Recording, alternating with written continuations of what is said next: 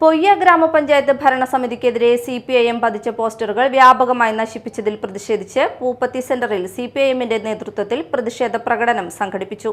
പ്രതിഷേധ യോഗം CPIM Mala area committee അംഗം CS രഘു ഉദ്ഘാടനം ചെയ്തു. പ്രസിഡന്റിന്റെ ചില ഭരണപരമായ പരാജയങ്ങളും പോരായ്മകളും ചൂണ്ടിക്കാണിച്ച് അതിൽ തന്നെ ഈ പഞ്ചായത്തിനകത്തെ ബഹുഭൂരിപക്ഷം ജനങ്ങളുടെയും ജീവൽ പ്രശ്നമായ കുടിവെള്ളക്ഷാമം മുൻനിർത്തി ഈ പറഞ്ഞ ആഴ്ചയിൽ ഒരിക്കലെങ്കിലും കുടിവെള്ളം ലഭിക്കാൻ ആവശ്യമായ ഒരു സാഹചര്യം ഈ പഞ്ചായത്തിനകത്ത് ഉണ്ടാക്കണമെന്ന് ആവശ്യപ്പെട്ടുകൊണ്ടാണ് കഴിഞ്ഞ ദിവസം പഞ്ചായത്ത് ഓഫീസിന് മുൻപിലേക്ക് മാർച്ചും ധർണയും സംഘടിപ്പിച്ചത്.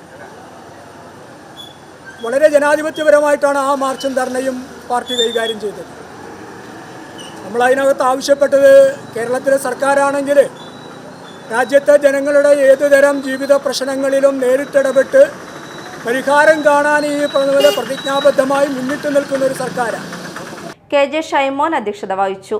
IS Akshay, Sandra Mohanan, KP ഹരിമാസ്റ്റർ, VS Lakshmanan തുടങ്ങിയവർ സംസാരിച്ചു.